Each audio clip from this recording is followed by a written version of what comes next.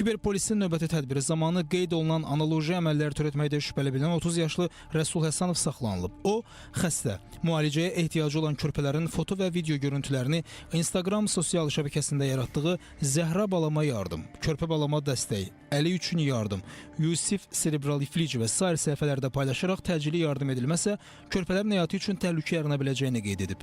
Rəsul Həsənov yardımların köçürülməsi üçün istifadəsində olan bank kartlarını da həmin paylaşımların üzərinə yerləşdirib. Ağır xəstəliyi olan uşaqların görüntüləri, emosional musiqi və mətnlərdən təsirlənən vətəndaşlar isə qeyd edilən kartlara 1 manatdan 500 manata qədər, ümumilikdə isə 200 min manata yaxın pul vəsaiti köçürüblər. Saxlanılan şəxs həmin pulları nağdlaşdıraraq şəkillərini paylaşdığı uşaqların ailələrinə yox, öz şəxsi ehtiyaclarına xərcləyib. Instagram sosial şəbəkəsində şəkillər, video paylaşmışam və o videolarda öz kartını paylaşmışam ki, güya uşaqlara kömək eləsinlər, amma mənim kartıma pullar gəlib, bu yolla dələduzluq eləmişəm. Ümumi məbləğ 200 min manat pul gəlib.